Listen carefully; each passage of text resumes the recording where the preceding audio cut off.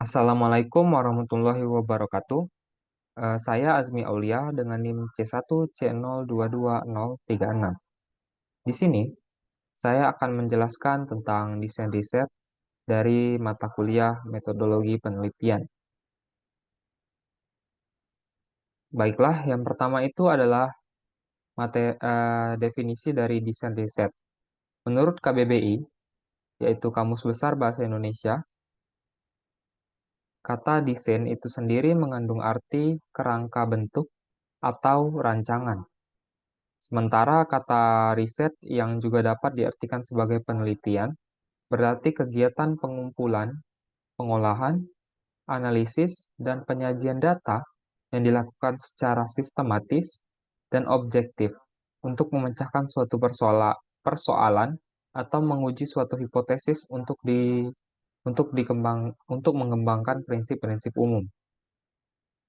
Lalu definisi desain riset menurut Soekardi dalam bukunya pada tahun 2004, desain riset merupakan semua proses yang diperlukan dalam perencanaan dan pelaksanaan penelitian. Dalam konteks ini, desain dapat mencakup semua struktur penelitian yang diawali sejak ditemukannya ide sampai diperoleh hasil penelitian. Dalam arti sempit, menurut Soekardi, desain penelitian yaitu penggambaran secara jelas tentang hubungan antara variabel, pengumpulan data, dan juga analisis data. Selanjutnya adalah tujuan desain riset. Tujuan desain riset, tujuan desain penelitian yang baik adalah memberikan suatu jawaban yang dipercaya terhadap suatu pertanyaan-pertanyaan dan tidak menurunkan kredibilitas hasilnya. Dengan mendesain kajian yang berhati-hati, peneliti dapat melenyapkan atau sedikitnya mengurangi sumber kesalahan atau bisa disebut juga error. Tujuan desain penelitian yang baik adalah memberikan hasil yang dinilai dapat dipercaya oleh orang yang membacanya.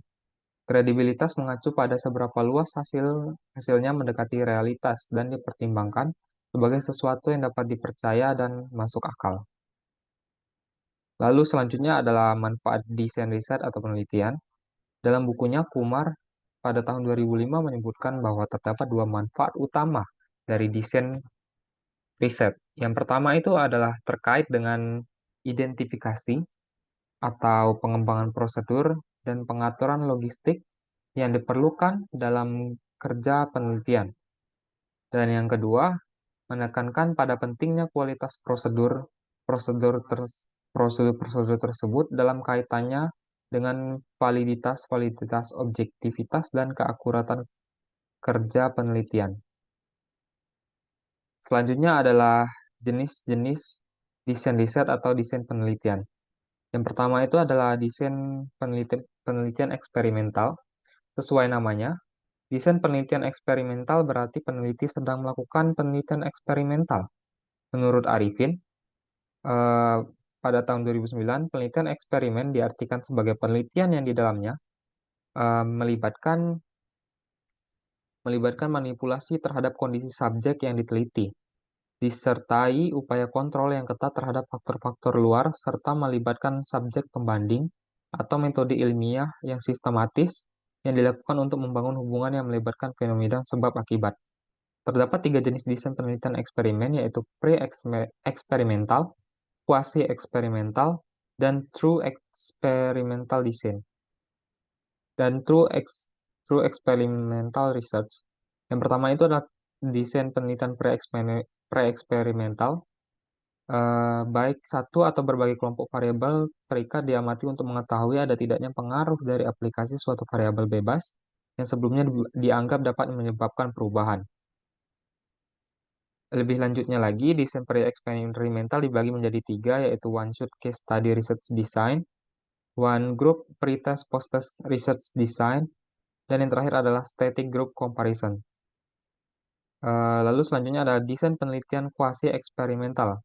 Kata quasi sendiri memiliki arti kata parsial, setengah, ataupun pseudo. Sehingga penelitian quasi-eksperimental memiliki kemiripan dengan true experimental research, tetapi tidak sama. Pada kuasi eksperimen, partisipan tidak dipilih secara acak, sehingga Desain penelitian ini digunakan pada kondisi di mana randominasi sulit atau tidak mungkin dilakukan. Lalu selanjutnya adalah True Experimental Research Design. Desain penelitian ini bergantung pada analisis statik untuk menerima atau menolak hipotesis. True Experimental Research Design merupakan desain penelitian eksperimen yang paling akurat dan dapat dilakukan dengan atau tanpa pretest pada paling tidak dua kelompok subjek variabel terikat yang dipilih secara acak. Klasifikasi dari True Experimental Research Design meliputi the Process-Only Control Group Design, lalu the Pretest Post-Test Control Group Design, dan yang terakhir adalah Solomon For Group Design. Lalu selanjutnya adalah desain penelitian survei. Penelitian survei adalah penelitian yang dilakukan pada populasi besar maupun kecil, tetapi data yang dipelajari adalah data dari sampel yang diambil dari populasi-populasi tersebut. Untuk menemukan kejadian-kejadian relatif, distribusi, dan hubungan-hubungan antar variabel sosiologis maupun psikologis. Menurut para ahli, terdapat beberapa desain penelitian survei, yaitu desain pembagian silang atau cross-sectional design, dan desain survei berkepanjangan atau longitudinal survey. Ini dikemukakan oleh Widodo pada bukunya pada tahun 2008. Selanjutnya ada desain penelitian longitudinal. Penelitian longitudinal merupakan penelitian yang menggunakan data dengan rentang waktu yang panjang.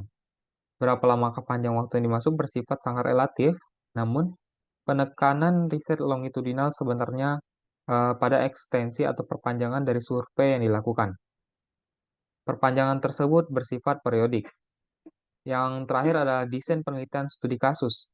Studi kasus menjadi metode paling sesuai untuk fase penyelidikan dari sebuah penelitian karena mengedepankan survei dan proses historis sebagai jalan untuk penjelasan yang bersifat sebab musabab atau kausalitas.